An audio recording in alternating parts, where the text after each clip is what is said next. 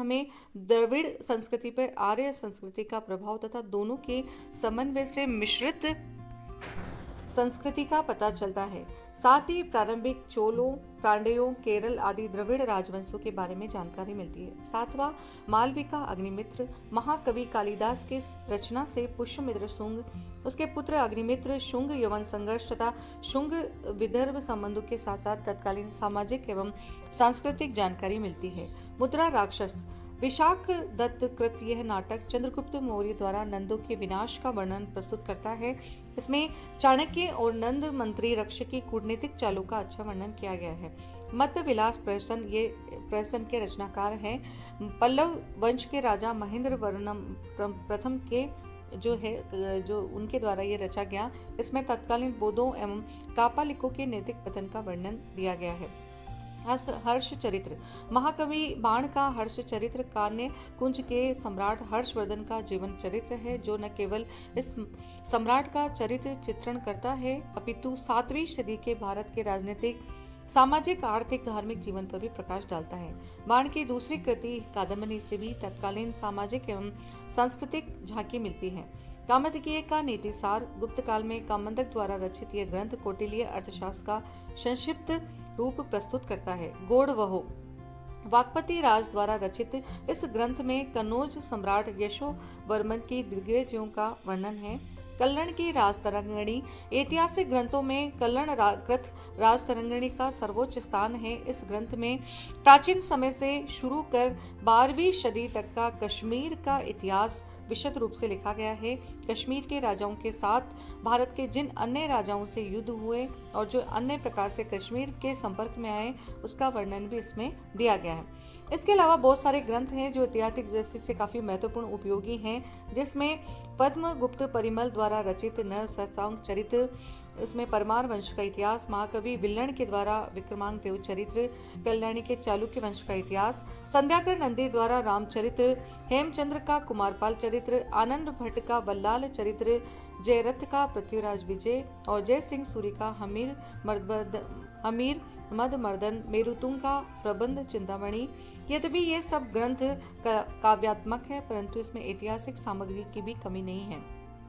साहित्यिक स्रोत का जो हम दूसरा भाग है, दूसरे साक्ष्य हैं पुरातात्विक संबंधी साक्ष्य। पुरातात्विक संबंधी जो साक्ष्य हैं प्राचीन भारतीय इतिहास के निर्माण में इनका सर्वाधिक योगदान है और इनको हम निम्न भागों में विभाजित कर सकते हैं। अभिलेख, कलाकृतियां, स्मारक, भग्नावशेष तथा मिट्टी के बर्तन और सिक्के।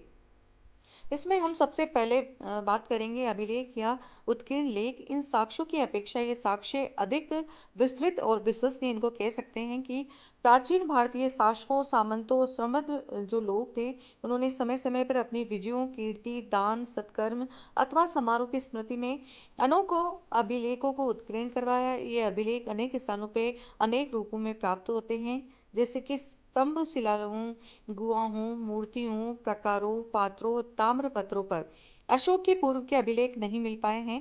इन अभिलेखों में समकालीन भारत की राजनीतिक, सामाजिक, आर्थिक, धार्मिक एवं सांस्कृतिक दशाओं की महत्वपूर्ण जानकारी प्राप्त होती है। इसके अलावा इसमें साहित्यिक जानकारी की भी पुष्टि होती है। उदाहरण के लिए यदि हमें कलिंग नरेश खारवेल के हाथी गुम्बा अभिलेख, समुद्रगुप्त की प्रयाग प्रशस्ति, रुद्रदामन का जूना अभिलेख नहीं मिलते तो उपयुक्त व्यक्तियों के विषय में हमारी जो जानकारी है वो नगण्य होती है।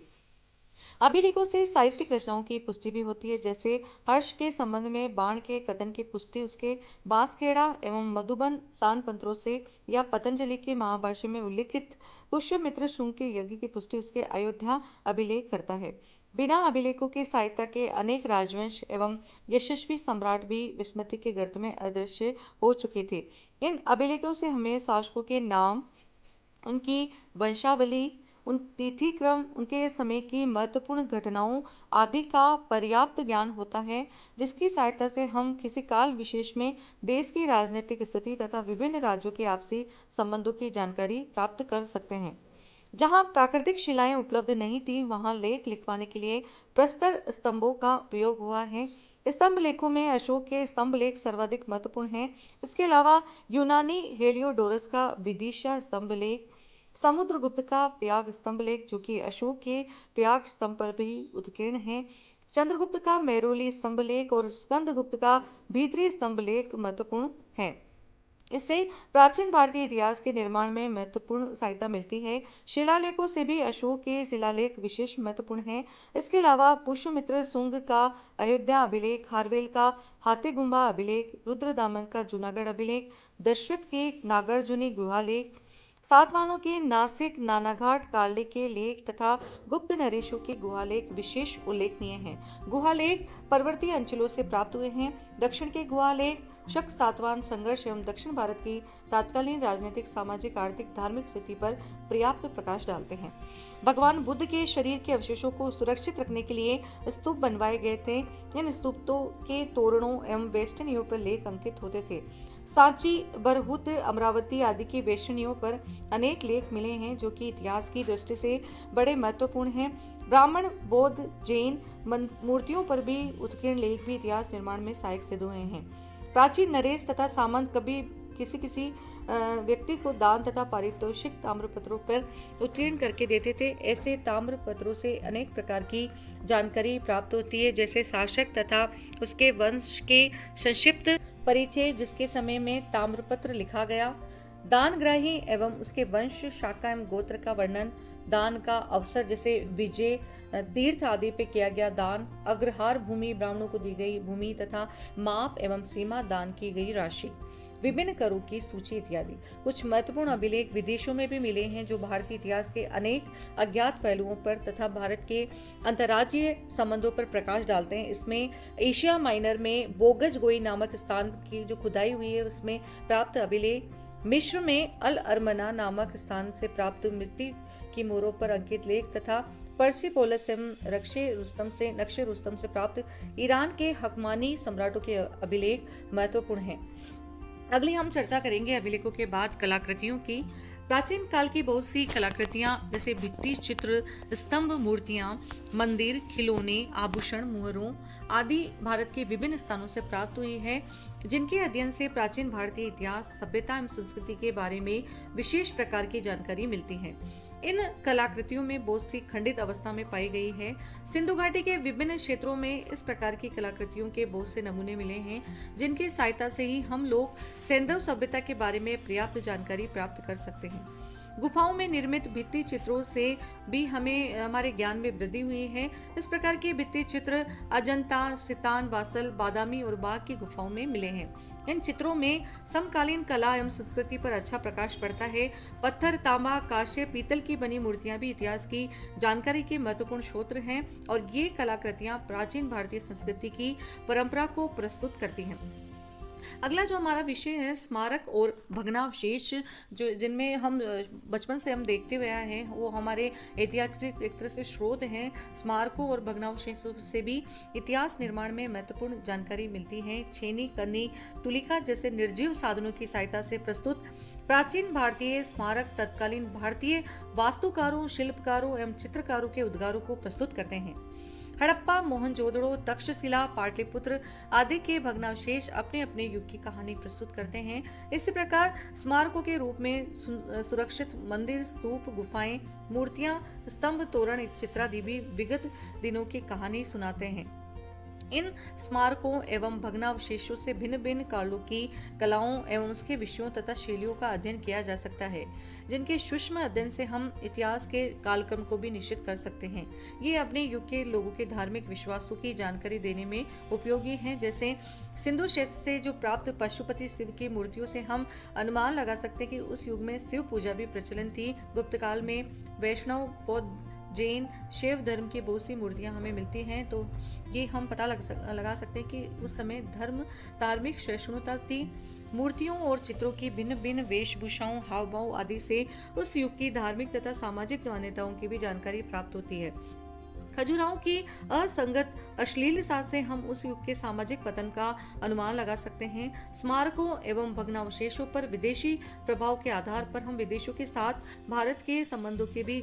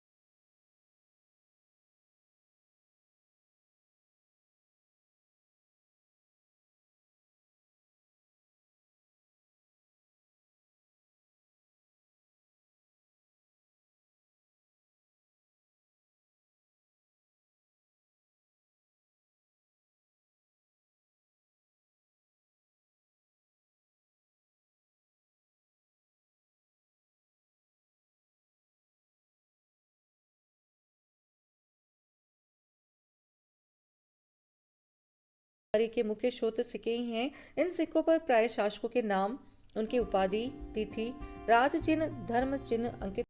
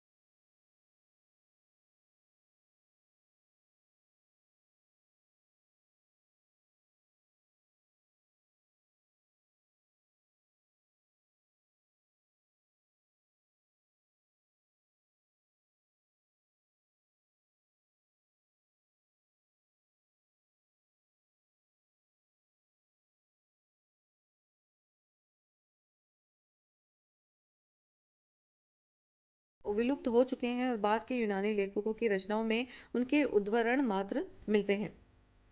इससे पता चलता है कि नियारकर सिकंदर के जहाजी बेड़े का सेनापति था।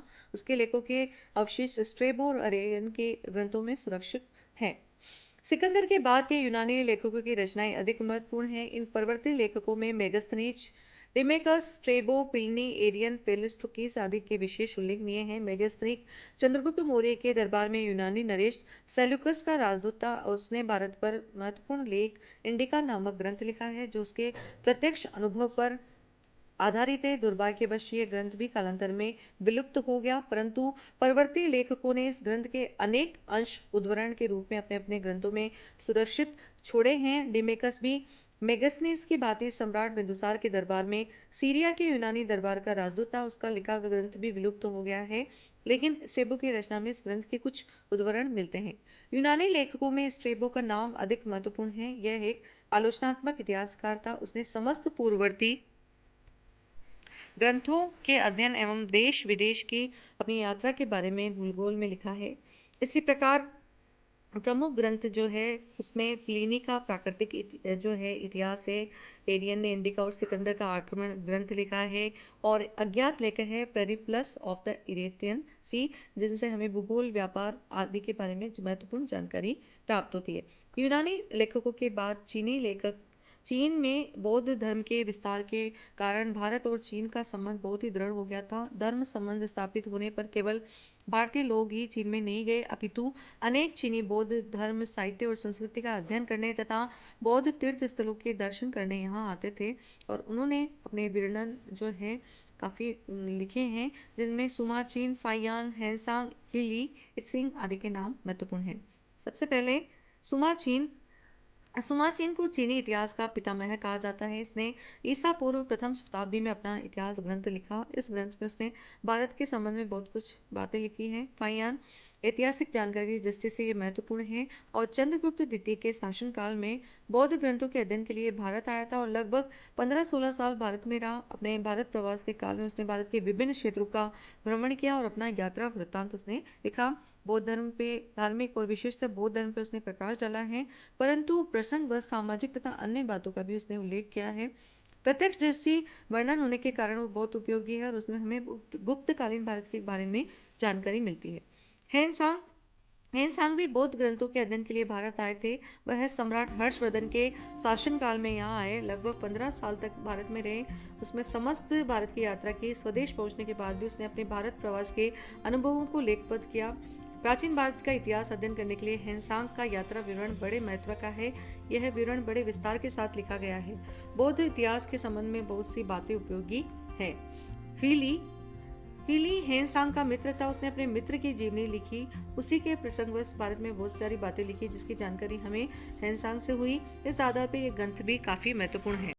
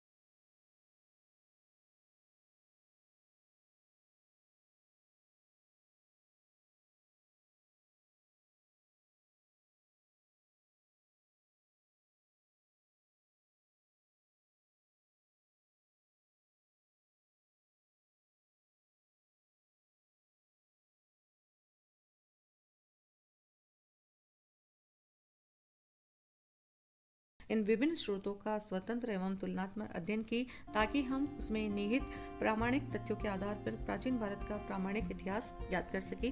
अगले वीडियो में हम अंटर्स और गेटर्स यानी पाषाणकालीन सभ्यता के विषय में चर्चा करेंगे। तब तक के लिए नमस्कार।